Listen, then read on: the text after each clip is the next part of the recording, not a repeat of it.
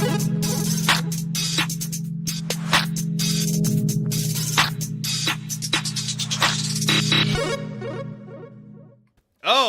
it's the Writers' Roundtable, and we all know why you're here. We all know why we're here. We're here because Mike Gesicki. We're here for the Mike Gesicki discourse, baby. Yeah, absolutely. Mike Gesicki. The biggest thing that's happened in the NFL in the past 7 days. Everyone knows it. Yeah. Well, now, I think we're on a serious have some note. Opinions about this. Yeah. On a serious note, there's a lot going on in free agency. Aaron Rodgers, 7 days later, still not a Jet. Lamar Jackson says he's moving on from Baltimore. And we have dynasty values that are going up and they're going down. We have a lot to talk about on this week's episode. Let's kick it off right now.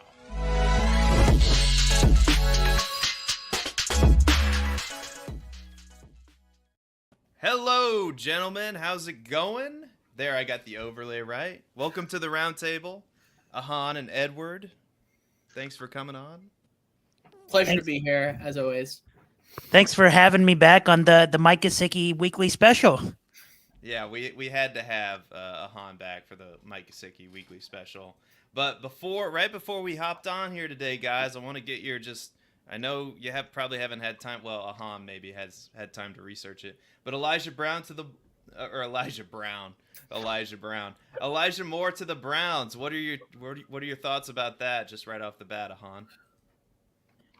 Not only is it a good landing spot, one of the better landing spots for Elijah Moore, it's also not the Packers, so less competition for Christian Watson, which makes me happy, one of my guys. I just can't emphasize enough how much better Elijah Moore is than David Bell.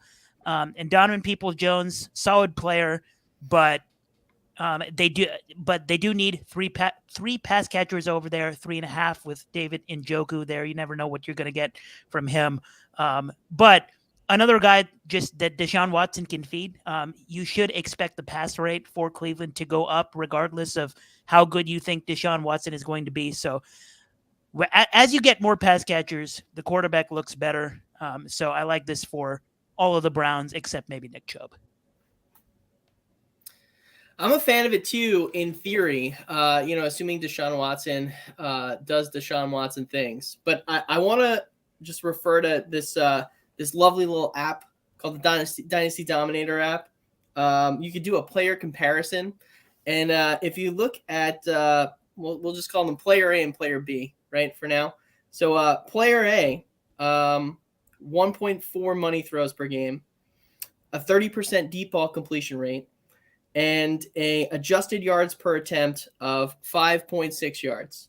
Player B, 0.6 money throws per game, a 21% deep ball completion rate, and an adjusted yards per attempt of 5.3 yards. Player A, who I guess is marginally better than player B, is Zach Wilson. Player B is Deshaun Watson last year. So I really want this to be an upgrade for Elijah Moore, and I think it will, because I think that Deshaun Watson is going to do what he has normally done throughout his career. But the risk is there. It's there that it may not necessarily be a better landing spot potentially. Just throwing that out there. 4 minutes in, and we have our clip of the show. Yeah. Player comparison. He knew we weren't going to get player A, so he skipped the whole game. I love that. I'm not sure if Deshaun Watson is as bad as that comparison will tell you, but Ahan, I tend to agree with him that the Cleveland Browns pass rate is going to go up, and I agree with Ed that Deshaun Watson was shaky last year.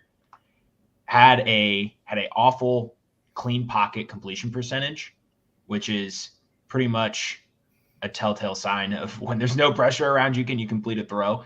So that's not a good sign, but we've seen the talent before from Deshaun Watson. I don't want to spend too much time talking about him really, but with the whole legal case that went around it, and he didn't play football for a really long time. He didn't really have a training camp. So I think we really all expected low output from Deshaun Watson anyway. So I think we've seen a return to the mean. And I'll kick it over to you, Seth. What do you think about it? I love this for Elijah Moore. I think this is about as good as we could have hoped for as far as a landing spot goes. I mean, Deshaun Watson, assuming he bounces back, which I think he will in a big way, and now you pair him with Amari Cooper, just feels like a perfect fit. I don't know what else to say about it, especially when you only had to give up a pick swap. You swap the second for the third.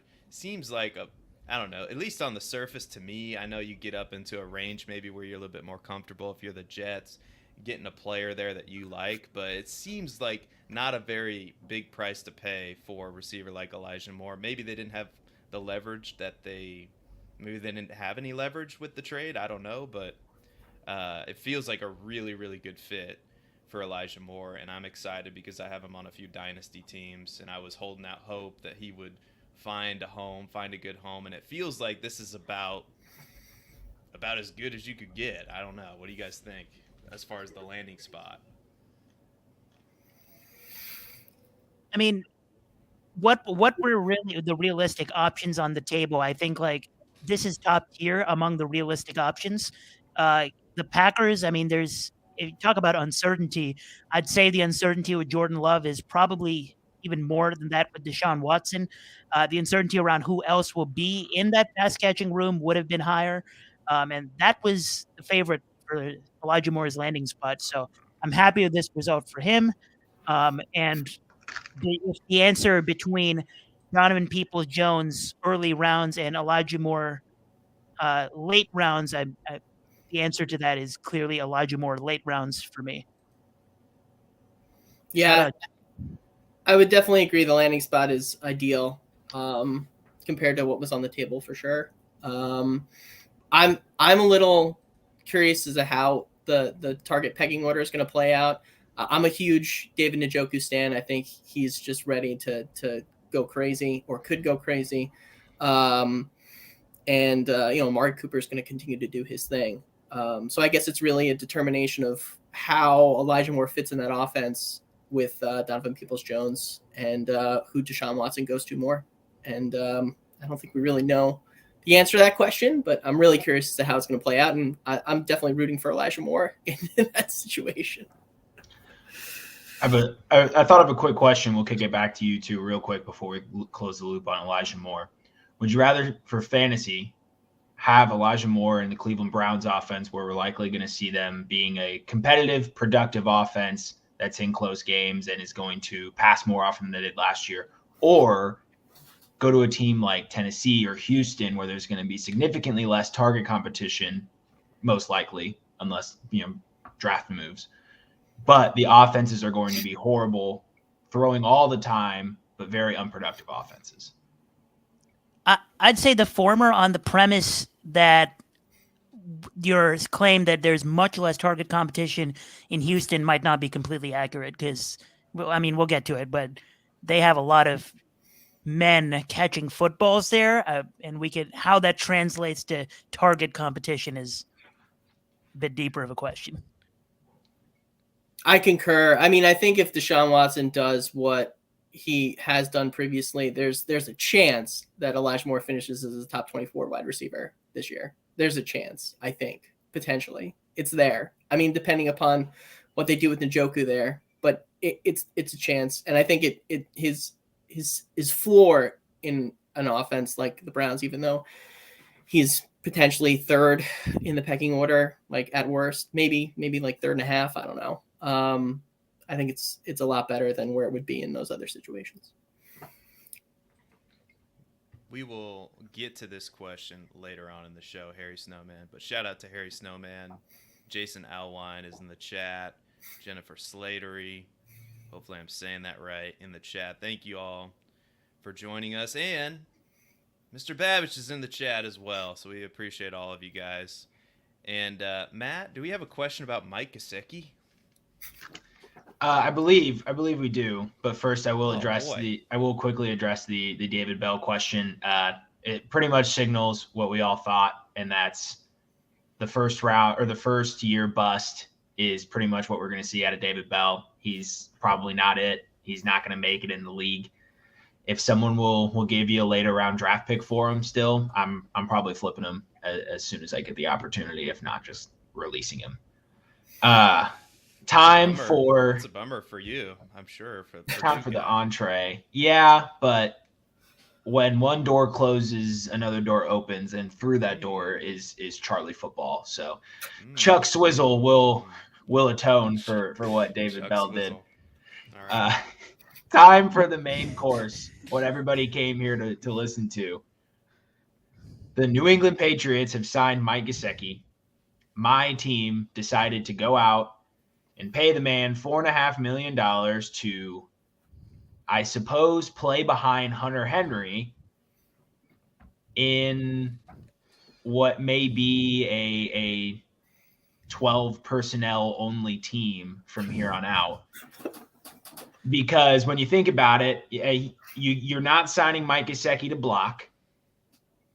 You're not having Hunter Henry do the same either. So you're paying these men to run routes. They have no significant pass catchers on the team. They have no outside receivers. What are the Patriots doing? And is there a free agent move that's managed to surprise you even more this week? So in talking about Gesicki, I would agree. It doesn't really make much sense. Are they going to run both him and Juju in the slot simultaneously out of 12 personnel? How is that going to happen? I don't know. But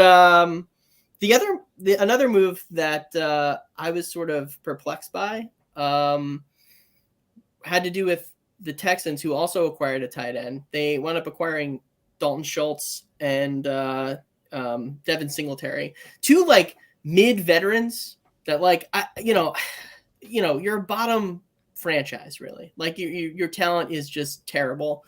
I feel like if you're going to acquire players, right, you're either going to want to, hit home runs with them, or you're going to want to try and see if you could bring somebody young in who could develop and, do what, and hope that you catch lightning in a bottle there.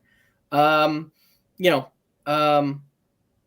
just don't understand what they're doing there. They're just filling bodies, I guess. Maybe, I don't know. I mean, they did get Dalton Schultz on the cheap. He's getting paid $2 million less than Josh Oliver, which if you told me that was going to happen at the beginning of the offseason, I wouldn't have believed you, because I'm not really sure what Josh Oliver is going to add to the Vikings that Dalton Schultz can't. But that's I was pretty surprised by the Texans' moves in that regard, because they already have also with Singletary, they already had Dameon Pierce there. Pierce played pretty well last year. See if you could run him out there again, be a really cheap, bell cow-ish type of guy. But instead they decide to pay for a running back because they just like to, I guess, spin the wheel. Just make like they're doing stuff. I don't know. I don't know. Maybe it's because there's that Bill Belichick connection there with what's his name, Nick? Caserio?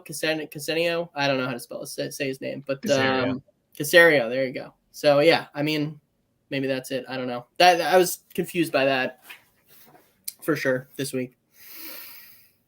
So to address the Mike Gesicki stuff, so from a football perspective, I actually don't mind this as much as you might think. I was going to make the 12 personnel only joke, and you can really envision Bill O'Brien doing this. If Matt Patricia was still the offensive coordinator of this team, I would not even be on the show because I wouldn't want to show my face as a Patriots fan. But with Bill O'Brien, I can kind of see what this Patriots offense is trying to do.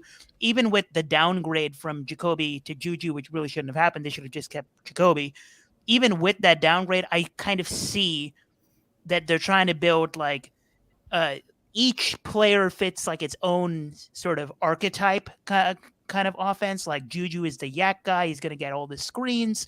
And then Gesicki and Devontae Parker are going to get the jump balls, which is crazy to say out loud. But I actually don't mind the landing spot. Remember Hunter Henry's fantasy football relevance last year was solely rooted in the fact that he was getting red zone targets. And if he caught it, he would have a good fantasy week. And if he didn't, he would be irrelevant. And I can sort of see that kind of situation be for Gesicki. So I actually don't mind Gesicki as a late round best ball pick if you're happening to back stack with Mac Jones if your situation gets ugly enough like that. So I don't mind it, but from a football perspective, I guess it's going to be interesting to see how the Patriots finish last. As opposed to, or not opposed to, in relation to the other free agency signings by other teams, completely agree with Ed on the Texans. It was very interesting to see. I was trashing Dalton Schultz all offseason, and then now he gets 1 year, $9 million. I'm like, oh my, that's a steal. So how the turntables there. And when I got the show sheet for today, I wrote down as my note, LMAO Raiders, the fuck. And shortly after that, we sort of see part of the answer to what the Raiders have had to do recently, and want to address that Foster Moreau tweeted out earlier today that he's been diagnosed with Hodgkin's lymphoma. So all thoughts and prayers with him. Serious stuff, and thank God he was a free agent, and he found out through the physical. So always good. I'm sure he's going to fight that thing.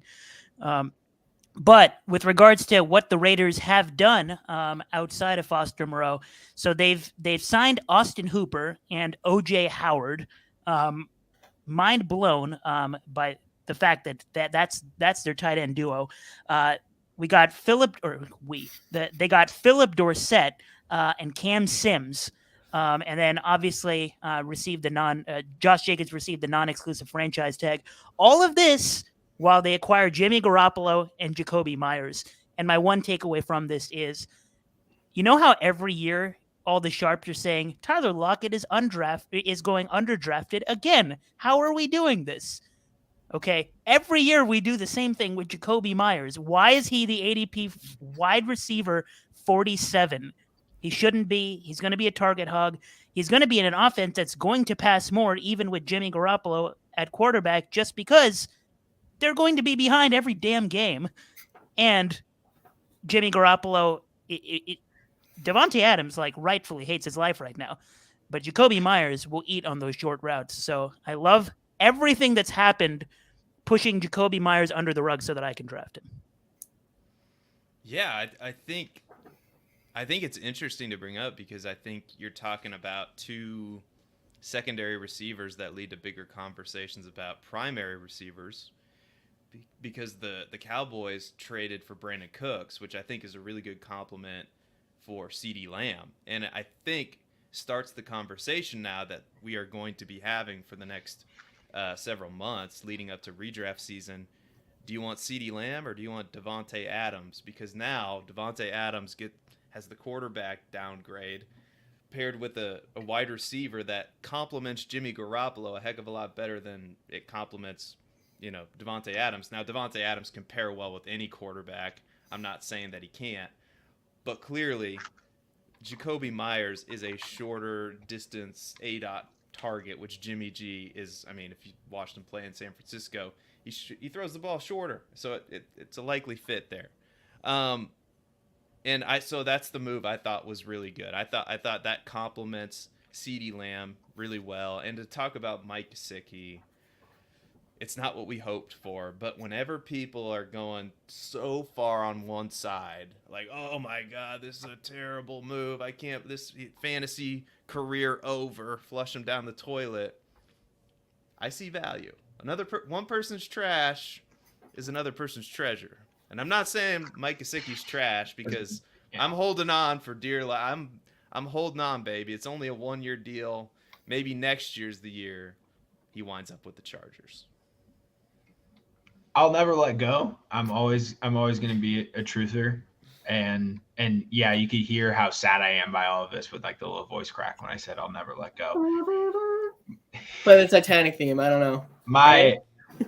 My happiness for the next 365 days revolves around how the Patriots choose to deploy this man into their offense. So it'll be very interesting to see what they do. I don't hate the signing. It just with all of the moves that this team has made over the past 2-3 seasons, it just doesn't ease my concerns of them not really having a direction. Ahan's take did a little bit, but I'm still struggling to get behind and getting excited about Bill O'Brien directing this offense.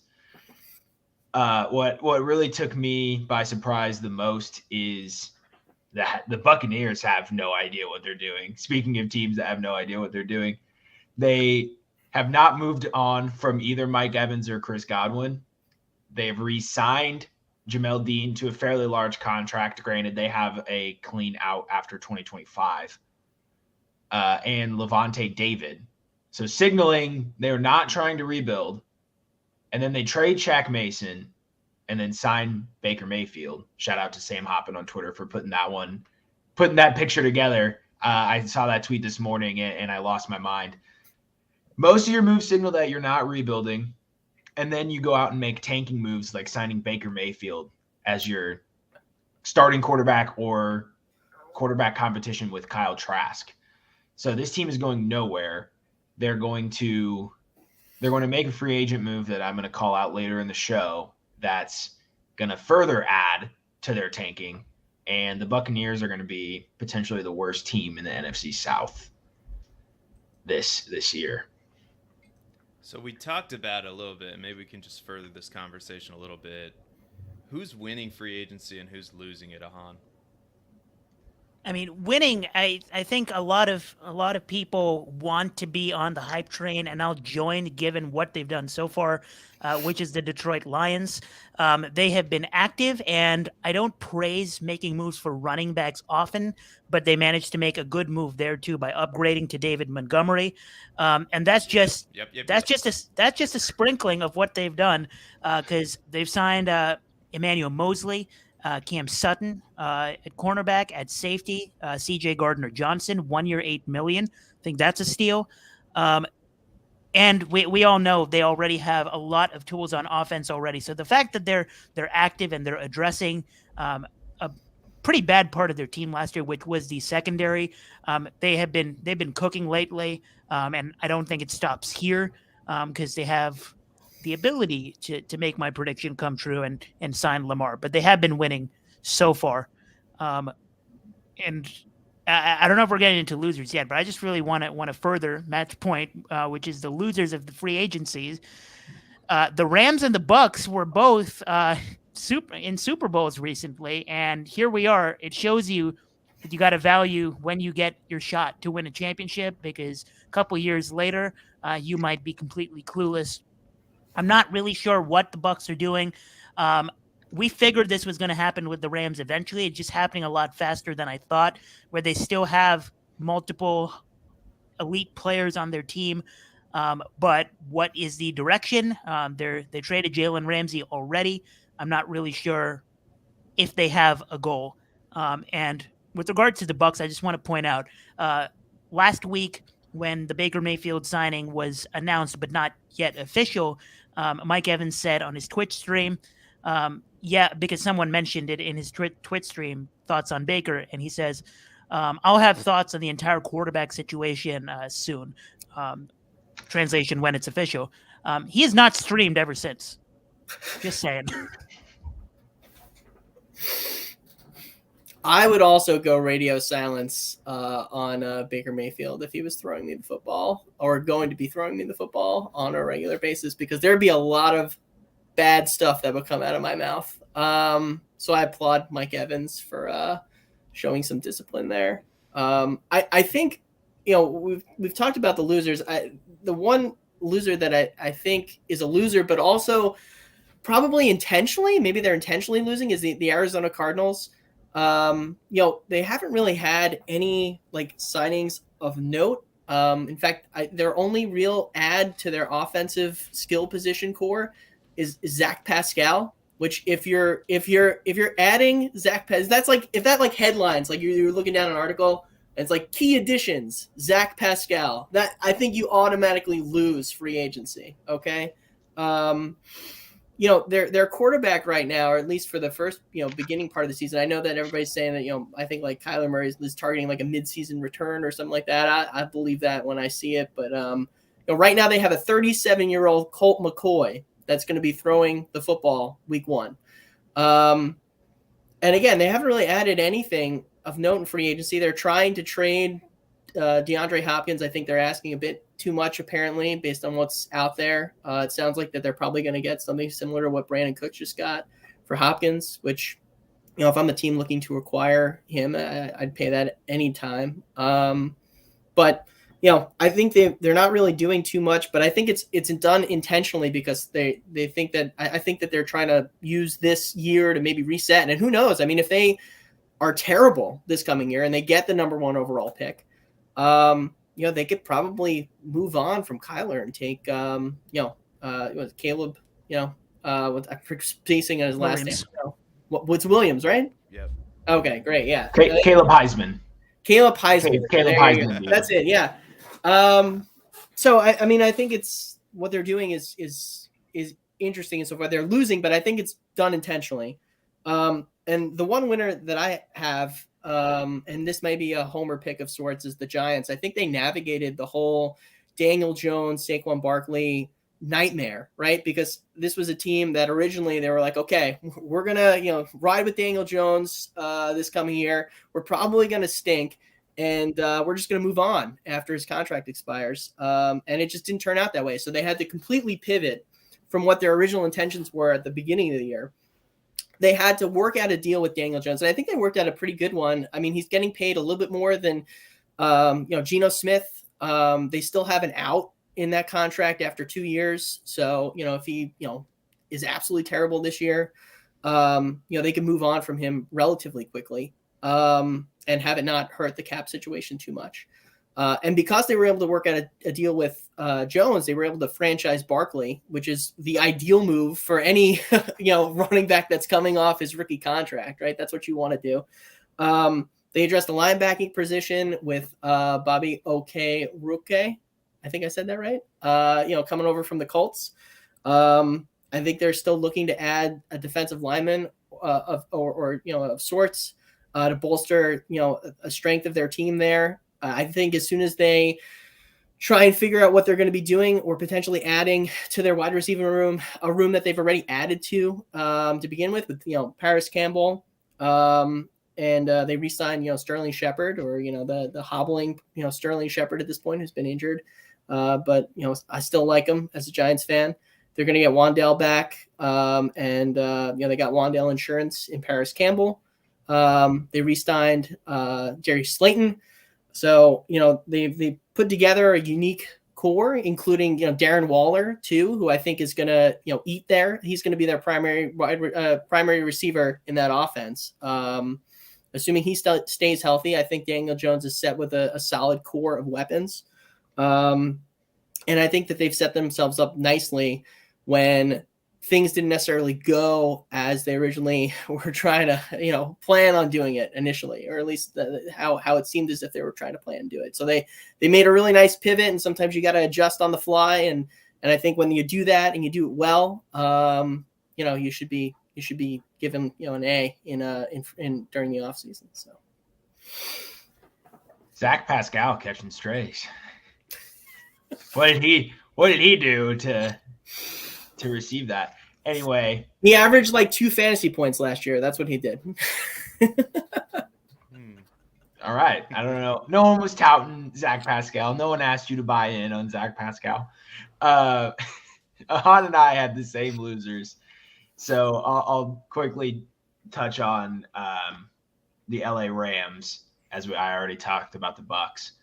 Their one free agent signing that is currently on the book at Spotrac is Coleman Shelton. They re-signed a guard for 2 years, $4.75 million. They've done nothing. Their offense, their team was not in a good state. Their offense is losing pieces. Their offensive line is falling apart. They don't have a stable running back room. They don't have pass catchers beyond Cooper Kupp. They traded away their best defensive back.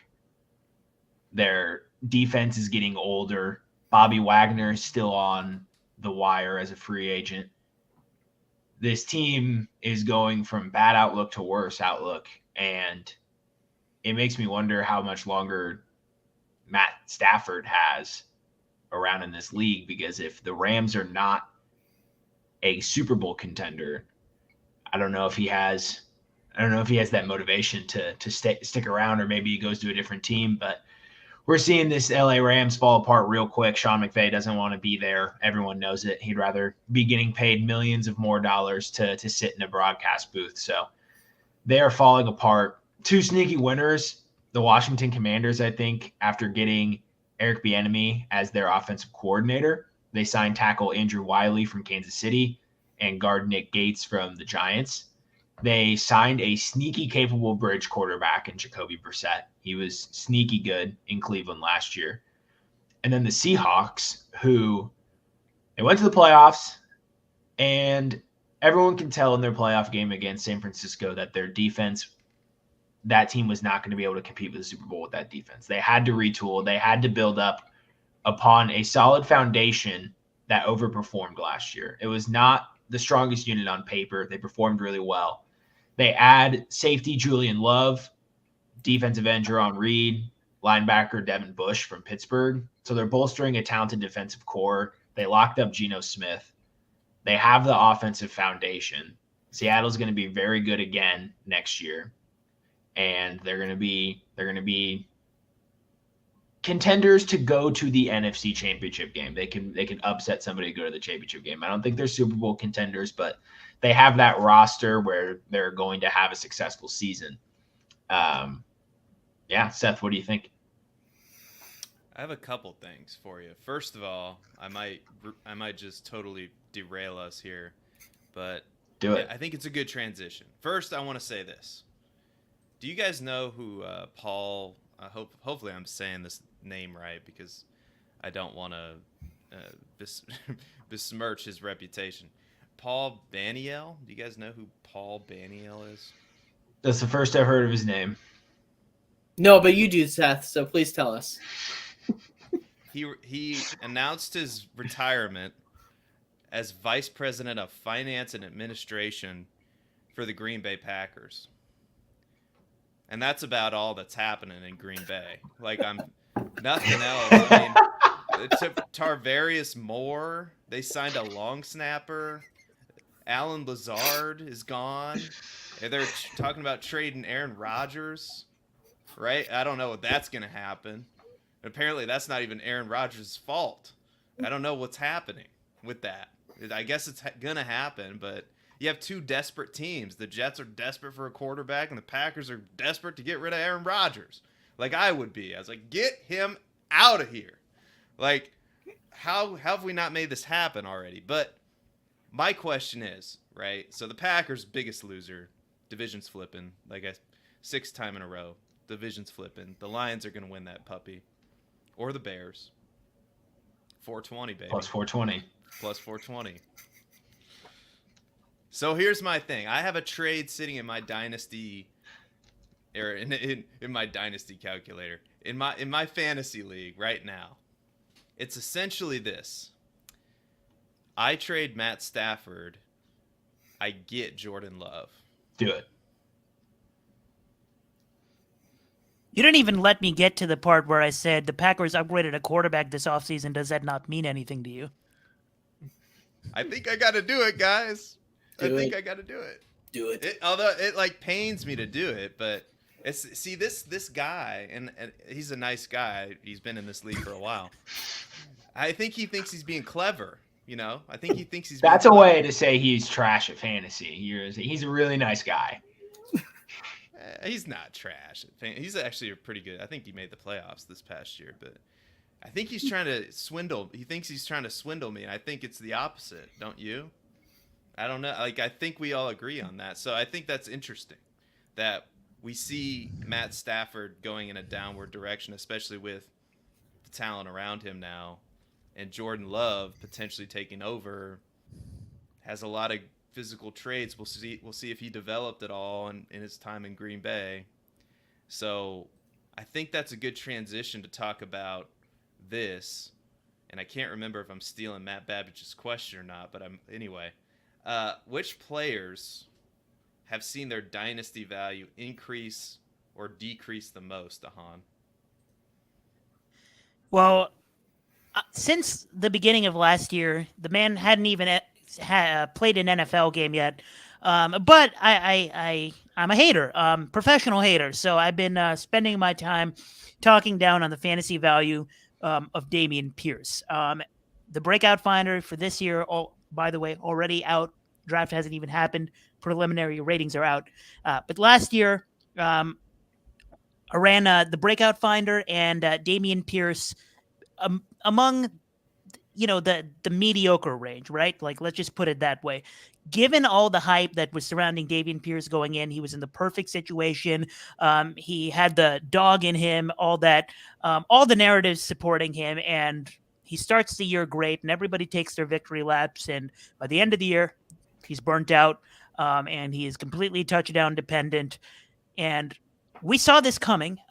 If you play in PPR leagues and you were gawking over Dameon Pierce, who never caught passes at the college level, like, this is your fault. You asked for it, right? And this offseason, everything has gone not his way. Not only do they add a bunch of pass catchers, they're going to draft a quarterback, and probably going to pass more because of all of this next year, but they also get in Devin Singletary. Not a good player, but more competition in the backfield for Dameon Pierce.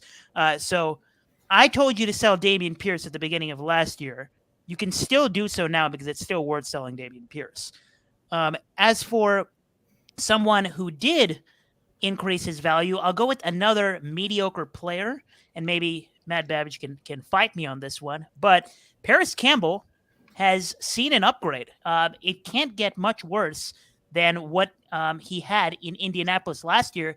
And now he gets a good quarterback in Daniel Jones. Yes, I'm sticking with this narrative that Daniel Jones is a good quarterback. That's because it's true. Paris Campbell has tools, athletic tools, and has shown flashes of being a capable wide receiver too. Sometimes he just can't put together a string of games where he's a good player yet, but there's still time. And if there's a situation to do it, it's with Brian Daboll. So now is the time if you can get Paris Campbell for cheap.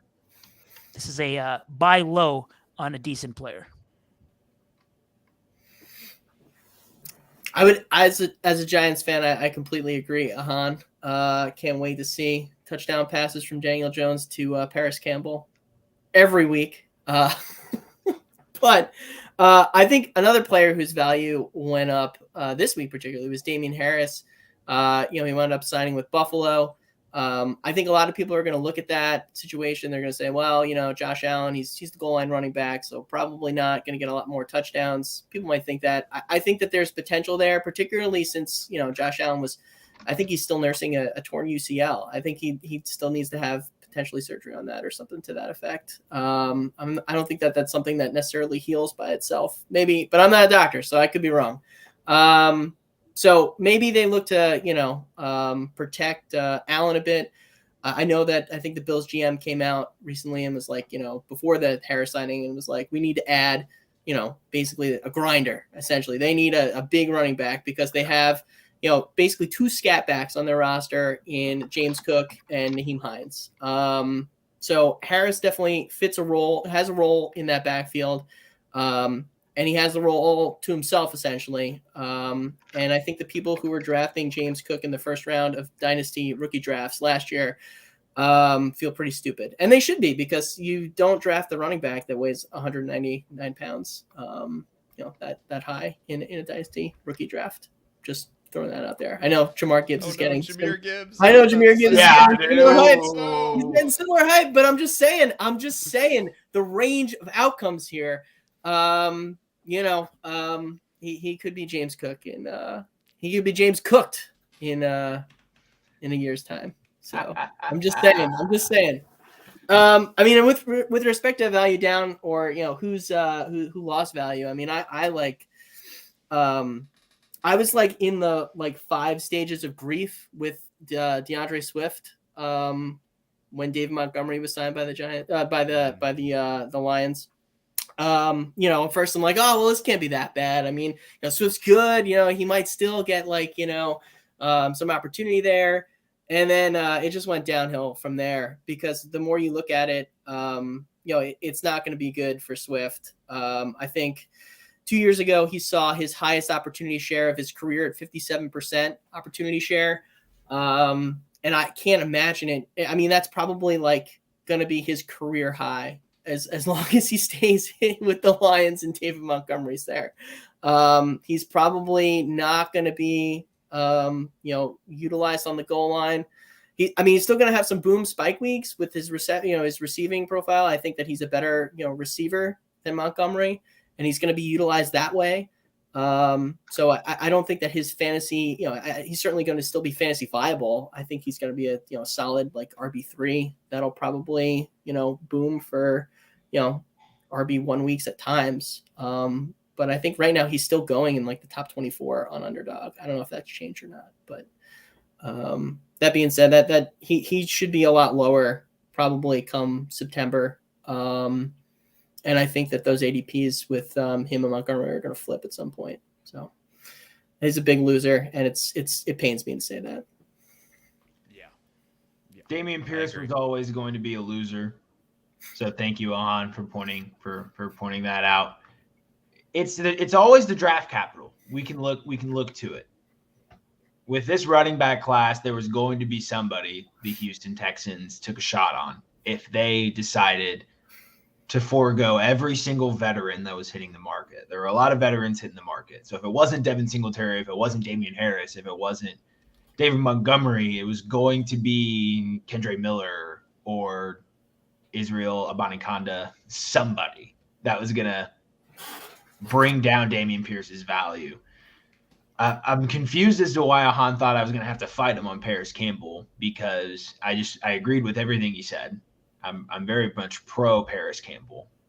I want that on the record. A current Colt, not a former Colt, that has seen their value go up, not necessarily due to free agency, but more because the CJ Stroud hype, is Michael Pittman Jr. He's going up as he should be. You missed the train, most likely. He's pretty much at the cusp of where his value should be. So he's kind of risen to the top of where his upper percentile outcome is. Alan Lazard's value went up, going back with Aaron Rodgers, with an asterisk, pending Aaron Rodgers trade. But Alan Lazard goes from Aaron Rodgers to Aaron Rodgers, follows him to a better offense that's going to be fast-paced, maybe fast-paced for an Aaron Rodgers offense, potentially with the weapons they have. At the very worst, he's going to be seeing pretty much the same target share as he's used to seeing. So I think Alan Lazard value up, just not having to be tethered to Jordan Love. I'm not necessarily a Jordan Love believer personally. I know I agreed on the Jordan Love side of the Dynasty trade, but I haven't really seen a lot. I'm not going to pretend I'm a quarterback evaluator, but there hasn't been anything that has made the Green Bay Packers want to move on from Aaron Rodgers to a rookie quarterback. They're wasting up his rookie years. If they really saw something in him, they would have been okay letting Aaron Rodgers retire the first time. So I think that was always a signal flare for what they thought of Jordan Love. For down, I actually had Dameon Pierce and DeAndre Swift, so I guess I didn't prepare well enough for that. But really, anyone that added running back competition, right? Anyone who's in an RB committee now. So James Cook value went up and then it went down again. So he's been a roller coaster. I don't think he's James Cooked. I think he's James just about what he was last year. So maybe that makes him cooked, but that also makes him a weekly play if Damian Harris isn't on the field, and if he gets more passing work than we're expecting, then he becomes potentially a usable RB3 on a weekly basis. So I'm not totally out on James Cook, but his value is definitely going down. This entire segment of making James Cook puns is completely cringe. Just gotta put that out there. Well, we'll hopefully transition it here. Do I get to take a David Montgomery victory lap? Because somebody was saying that I thought he was going to go back to the Bears, but I've been saying it, and I know the metrics don't support my opinion. I know this, so it wasn't popular. I get it, but I've always admired David Montgomery as a football player. And the knee-biting Dan Campbell saw that too. And so maybe I should go get a job for Dan Campbell. I don't know. But 3 years, $18 million. I thought, that was not a small sum of money. I know in this running back market for David Montgomery. David Montgomery, slide him right into that Jamal Williams role, and tears for DeAndre Swift. Hopefully in maybe next year. We'll see. Maybe next year he finds a new home. But and then Harry Snowman's in the chat here. Okay, so he's got Kendre Miller going to the Chargers, and he agrees with the Pittman. But the thing that Harry Snowman said that, come on, we have to. You can't imply this, Harry Snowman, that Jordan Love is gonna become something. I don't like. It's almost, if me buying Jordan Love in Dynasty is an insurance policy. It's if he's good for my Dynasty team. If he's bad, which I hope he is, then that means the Packers are gonna suck, right? What am I missing with they let Aaron Rodgers sit? Well, I think you were anti Jordan Love, maybe. Oh, with Brett Favre and everything. Yeah, I got it. So the Packers have this Hall of Fame formula for quarterbacks, right? They just let them sit for 5 years or whatever. It's like 3 coaching staffs ago. They become Hall of Famers. I don't know. So going back to David Montgomery though, real quick. I pulled up his contract. I actually really like it for the Lions. You can take a victory lap. It's a good contract for the Lions. It's a $2.8 million cap hit this year, only a $6.9 million cap hit next year, and then they have an out after 2024 with a $2.25 million dead cap. So 2024, here's your breaking news. David Montgomery has been released by the Detroit Lions. But for 2 years, they'll get him. So Harry Snowman probably agrees. Trade Love for Stafford. Yeah. I have Matt Stafford in a 2 QB league, and I think I'm going to throw that deal out there after the show. That's a good one. I think that's pretty actionable, guys. I think we uncovered something. So anyway, let's see. Matt. I think we gotta talk about. We've talked about one of the 2 quarterbacks that we have to talk about on a weekly basis now. So we've checked off Aaron Rodgers, and now it's time to talk about the whole situation surrounding Lamar Jackson. There's starting to become more and more media reports that this is, in fact, all about the guaranteed contract and the ramifications that would have on the QB market in perpetuity for the rest of the NFL until some sort of rule change would have to be implemented. Do we need to start preparing for a world where he doesn't play in 2023? I have my thoughts very thoroughly prepared. I know I'm going to disagree with some of you, so I will let the 3 of you air your thoughts on this first. I hope not, man. I have a lot of exposure to Lamar and various stacks on Underdog because I just like where he's going now. I mean, obviously, assuming he plays, right? But I mean, so if the cat already wasn't out of the bag, right, with Deshaun Watson signing the guaranteed contract that he signed last year, with Kirk Cousins signing a guaranteed contract when he signed a guaranteed contract, right?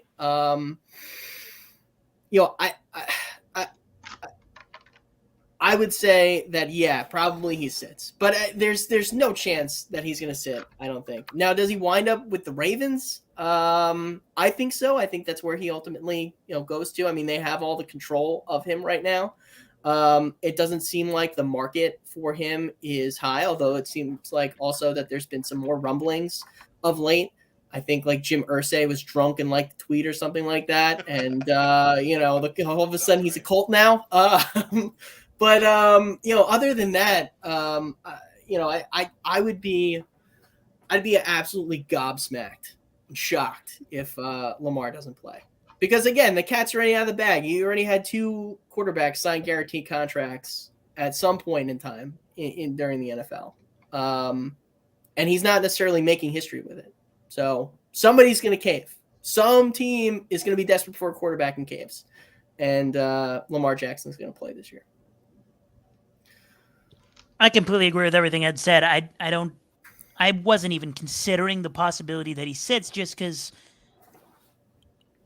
do quarterbacks in general, like serviceable quarterbacks, do they just like sit on the waiver wire for months? Like they don't. Like people rush to get Jimmy Garoppolo. The people rush to pick up Jacoby Brissett, right? Like Lamar Jackson will find a home soon.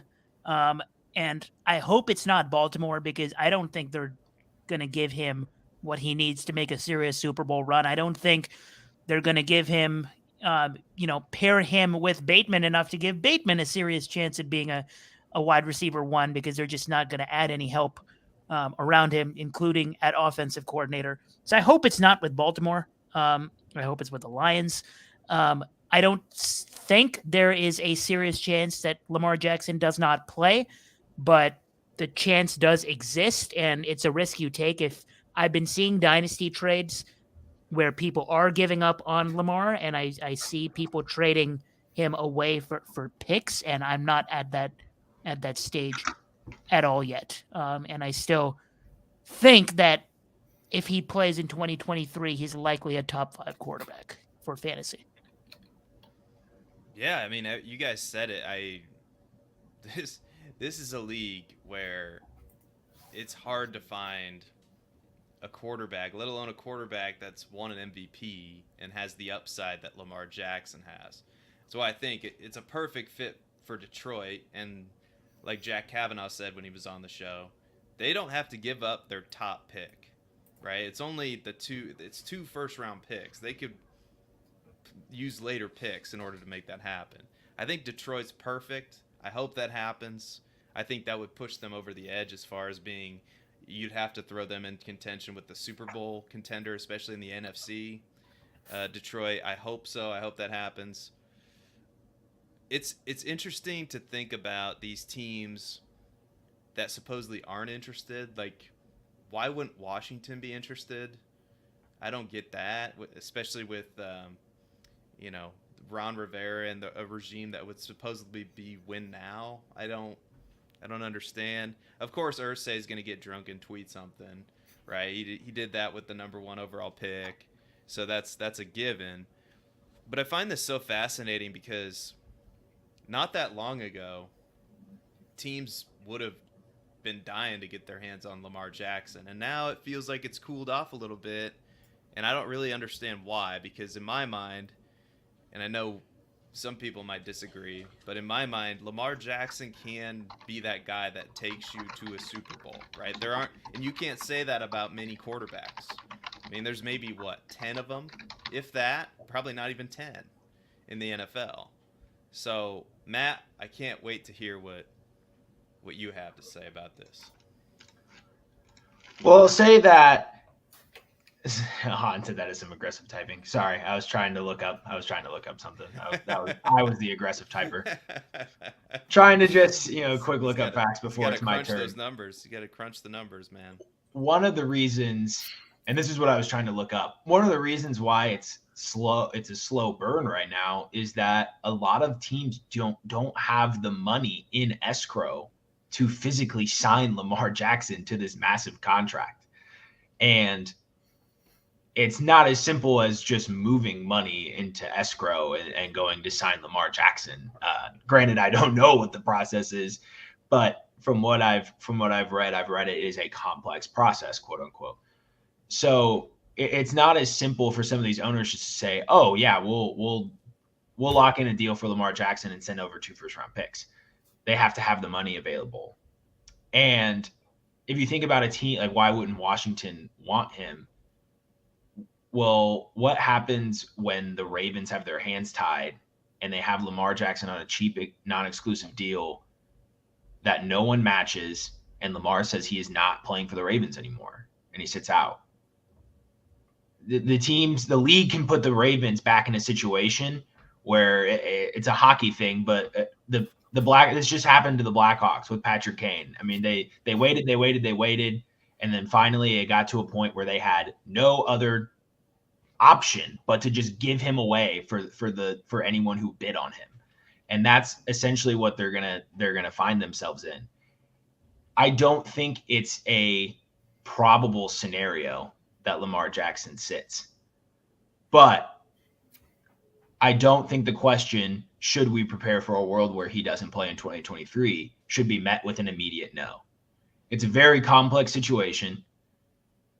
At the beginning of free agency, we all thought it was a quick deal. It was going to happen immediately.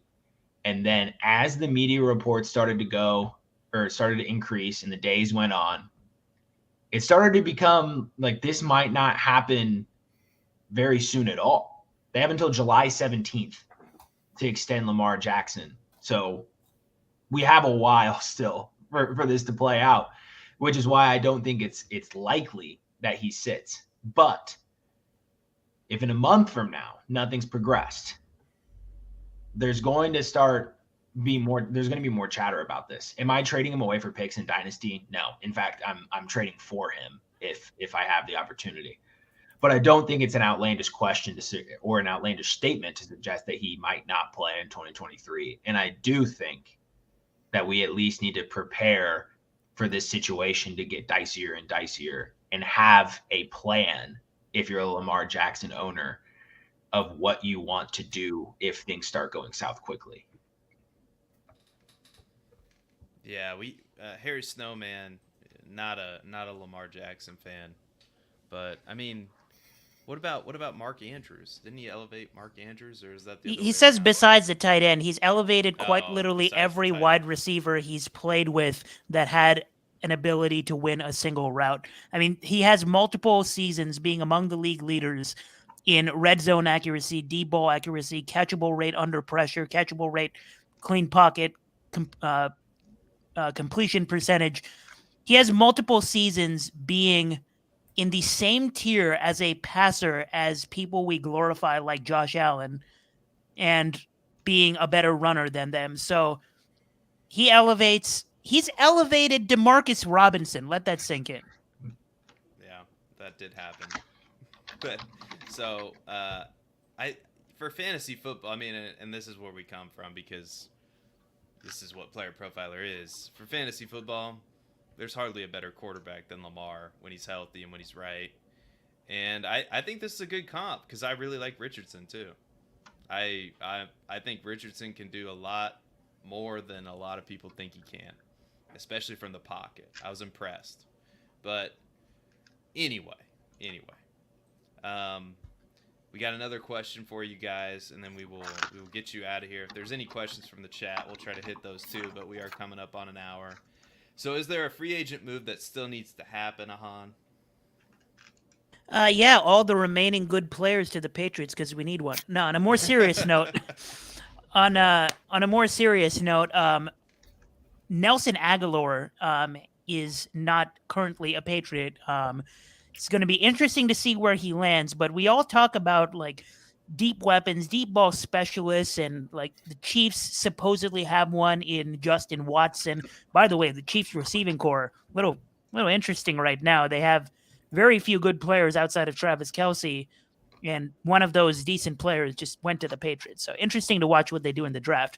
But Nelson Aguilar, I am interested to see where he goes because this dude will average about one play per month where he looks like he's back, and then just doesn't do anything the rest of the month, which is fine. But he does stretch the field, and it's always interesting to see where these mediocre deep ball specialists go, because not just because they're going to get overdrafted and they're going to have a couple of ceiling weeks that'll make people overreact during the season, but also might sneakily elevate other players on that team. And there's a particular team right now that could use a deep ball specialist that is now tied to a quarterback that has always seemed to demand a deep ball specialist, whether or not they're good. And it's Derek Carr and the Saints. So I'm making a prediction here while also demanding that I want to see where Nelson Aguilar goes. We don't know what we're going to get from Michael Thomas, if at all. We know that Chris Olave is him. We don't know what the tight end situation is going to look like for the Saints either, because we don't know which ones are going to be used / which ones are going to be good long term. That's always, it's like a philosophy debate every time we talk about Adam Troutman or Juwan Johnson. So I want to see Nelson Aguilar go to the Saints for the little bit of chaos. And also, I want to see Irv Smith to retirement so I can stop seeing tweets about Irv Smith being useful. Irv Smith may retire, but he'll resurface in 2 years to be the starting tight end for the Raiders. That's what's going to happen. The O.J. Howard career arc, I guess. Man, I'm so sad that Ahan wants to have Nelson Aguilar, a deep ball specialist, on the Saints, because that would just kill Shaheed, man. Kill him. You're just killing him off my dynasty roster. But I also want to see another deep ball specialist that is still free agent in DJ Chark sign with a team that could use something like that.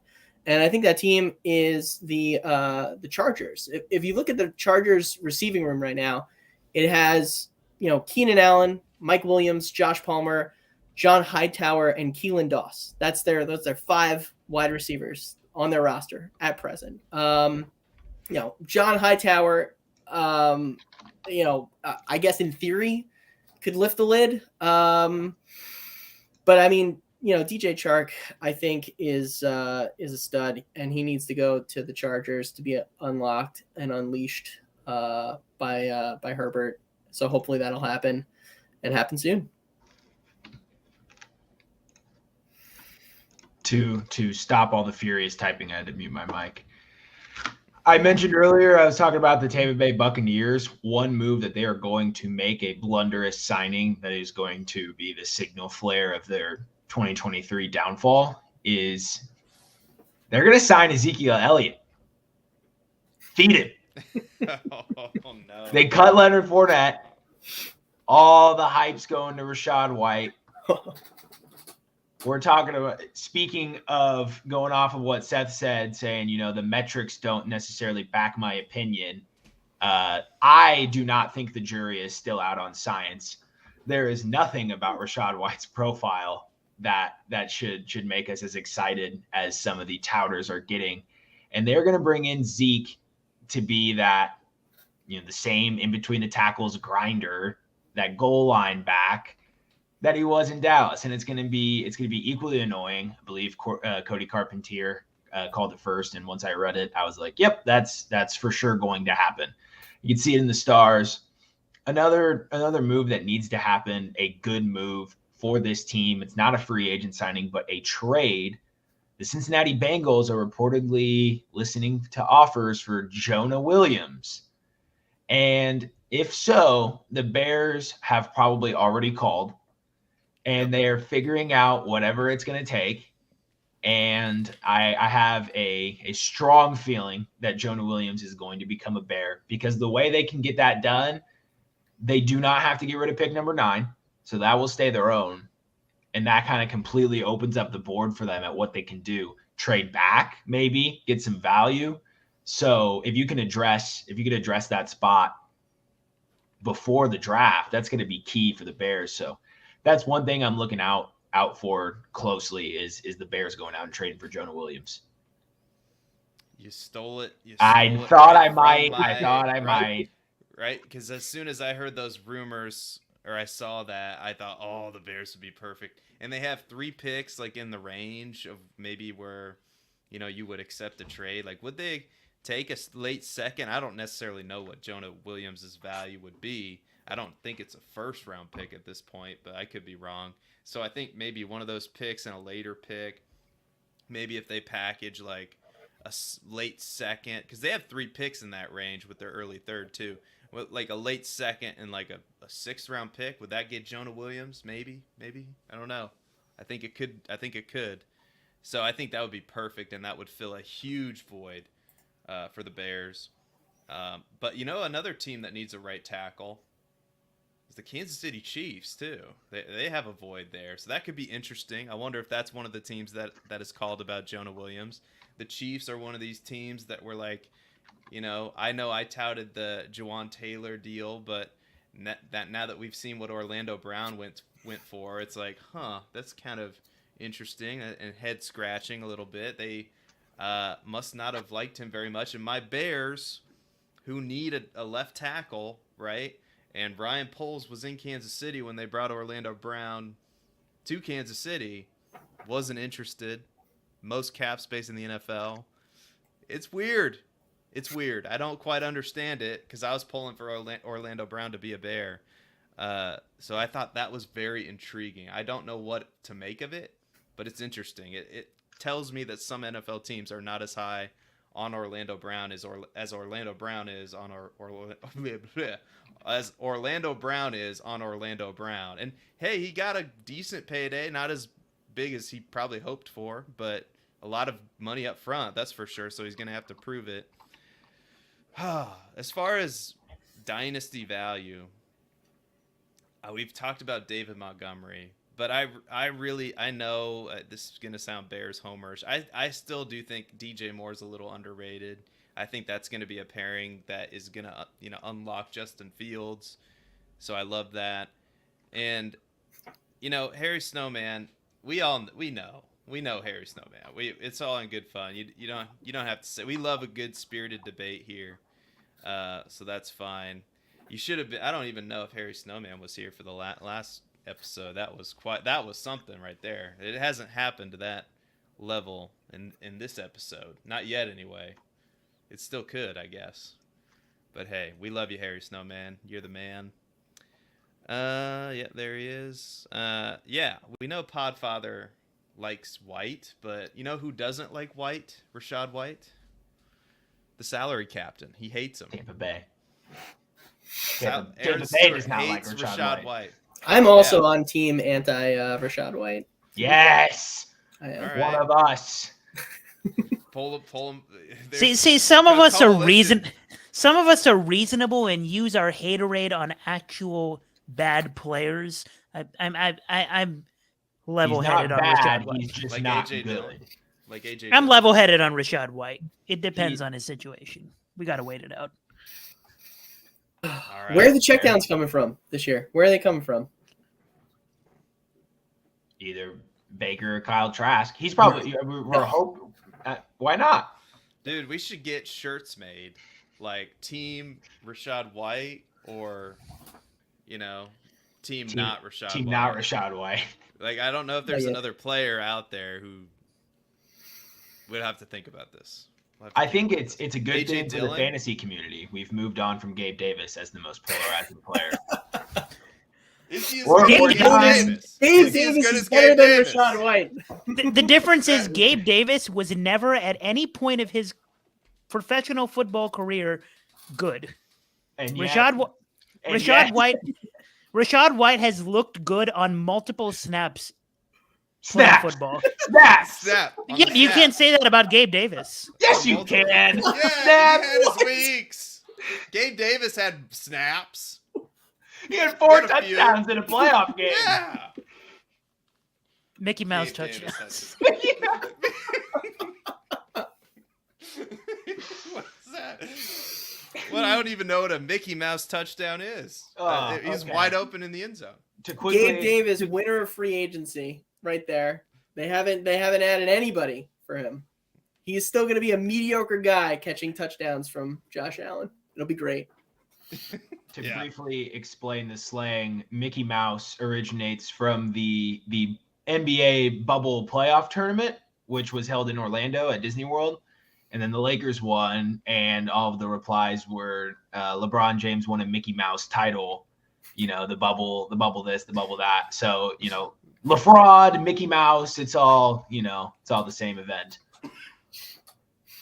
LaGabe man. Davis. LaGabe Davis. All All right. right. Go ahead, Matt. Ed, Ahan, we'll give you time to plug your stuff and give a bold prediction, and then we'll get y'all out of here. So I've been writing. What am I writing right now? I'm working on some team previews for the draft kit coming up. Nice. So I've been writing that. Also, trying to work on some tight end profiles for the upcoming draft class because they torch the combine and they've got me really excited. So hopefully I can get those. I took Michael Mayer at the 205 in a tight end premium league, and I got scolded for it. What? I don't. Aaron Stewart was like, "Oh, look at this guy's taking the tight ends. Oh, I mean, it's a tight end premium league. It's a tight end He's premium league. He's the best. He's the best tight end. I don't know. I don't know if he's gonna be the best fantasy tight end. I don't know. He might be the best tight end from an NFL. I can't standpoint. believe it. At the 205, I thought that was awesome. I agree. He's gonna be good. I think. I agree. For a bold take, perhaps draft related as well. And I don't even know if this is like bold now, but I think that there's been a lot of like, oh, the NFL's smart. They don't, value running backs, the way that they should. The way that they're starting to value running backs the way that you should, right? Based on just this offseason, the money being handed out, and everybody getting 1-year deals, save for David Montgomery, of course. But I think, I really think that based on what the Falcons did this offseason so far, I mean, they really prioritized their offensive line. I think they re-signed, their starter there, and added. I had it up here, but basically, they prioritized that, and they also, added Jonah. I think that they're going to really focus on, a 12 personnel team with Desmond Ridder leading the way. And the engine of that offense is going to be Bijan Robinson, and they're going to take him 8 overall in the draft. It's happening. Another top 10 running back. The NFL is going to be dumb. And the Falcons and Arthur Smith they're going to be the ones wearing the dunce cap. So that means Kyle Pitts is. Pittscoin has crashed. What are you? Where did this come from? Pittscoin? Kyle Pitts. Pittscoin? It's Pittscoin. If Pittscoin was an actual currency, man, would I be screwed? Because I would have bought in before the draft, and I would have held, and I would have held. We're still holding. We're still holding on for hope for Kyle Pitts. You have to right now. What else are you gonna do? You can't trade him. He was pumped. He was. Can you now trade? I think he's still like the tight end 1 on like most the fantasy tight end 1. You can still trade him in Dynasty. I think you can still trade him. Oh, I'd like to see that. I got him in like the 4th round of the super flex startup we're doing. He is 2 and. Sorry. Yeah. I was just gonna say. I think it was towards the end of it was at the beginning of the 4th round. I'd have to double check, but 4th round. I thought that was good. Kyle Pitts is 2nd on Player Profiler's Dynasty rankings for tight ends. Those are right. That's why. Yeah, that's true. It's Ahan, what's going on in your neck of the woods? Just don't mention Kyle Pitts' name, please. So about Kyle Pitts, never mind. This is the cringiest episode of all time. Anyway, hey man, I could make it worse here in a minute. Shout out Nate Liss in the chat, by the way, legend. Hey-o. dropping us the emojis to represent how cringe this episode has been. Anyway, what's going on is I'm also writing for the Draft Kit, writing a couple of team previews. Also bringing back, like I somewhat hyped up last week, bringing back more betting to Player Profiler. We'll bring back the juice. The NFL draft is happening soon. We're going to drop all sorts of bets for that. And I'm probably going to officially announce this on Twitter tomorrow, but the Fantasy Sports and Gaming Association, FSGA, is holding an experts league for futures fantasy props, or future, player props and team props for all sports. And it's several companies getting together and drafting on SiriusXM Fantasy. And I will be representing Player Profiler there and drafting for us. That's happening in a few days. I got the list of props to dive into today that we can draft, and I'll be updating on my Twitter what I end up drafting and what we're going to be rooting for all calendar year long. So that's happening. As for a bold prediction, the chat, someone in the chat, Space Monkey Mafia, gave us a perfect segue into my bold prediction. When we were talking about the Bills earlier, I didn't say anything because I was waiting for my bold prediction. So Aaron Stewart during the season does a segment where I forget the name of the segment, but he does. He wants to find wide receivers who are ranked very high by consensus and fade them. Tell you to sit them and rank, and find sleeper wide receivers that you should start. And I'm going to do something similar since we haven't gotten much concrete predictions for the year 2023 yet. I'm going to start that off by giving you 2 wide receivers that you can get on Underdog right now after wide receiver 90 that I think are absolute steals right now and have upside to be top 50 when it's all said and done. The first is Greg Dortch of the Arizona Cardinals. Now, we've been trashing the Cardinals a little bit all, last couple of weeks, rightfully so, but one of the reasons is there isn't much target competition for Greg Dortch there right now, and obviously they could correct that with the draft, but his fantasy finishes at wide receiver in the weeks last year where he got at least 70% of the snaps because other people were hurt. Wide receiver 29, wide receiver 22, wide receiver 19, wide receiver 10, wide receiver 8, wide receiver 51. He's showed that he could be a target hog. He's had multiple games with 10-plus targets. They're going to be playing from behind a lot. Colt McCoy, what is he going to do? Is he going to throw it deep when there's nobody to, throw it to, or when he is Colt McCoy? Probably not. So someone's got to eat there. Greg Dortch with your last pick. And the other one, the perfect segue by Harry Snowman. I posted trivia on my Twitter a few days ago, and it took 18 guesses on Twitter for someone to get the right answer. This wide receiver's last season playing 10-plus games was way back in 2021. And that season, he ranked number 3 in the NFL among wide receivers in target rate, number 4 in true catch rate, number 2 in route win rate, number 2 in yards per route run, and number 5 in fantasy points per route run. What that translates to, solid player. He's now tied to Josh Allen. Deontay Hardy is ranked outside. He's, I believe, the wide receiver 90, the wide receiver 94. Underdog best ball, and I'm taking a lot of him with my last pick of the draft. Wow, those are some good ones. I am the editor here at Player Profiler. Hello. You can follow me on Twitter at Seth_Dwold, DIEWOLD. I'll be on Trade Gods tomorrow. That'll be fun with Maddie Kiwoom and Jason Alwine. That's a fun show. You should check that out. I'm all over the place these days. I'll be on Mock Draft Live on this channel as well.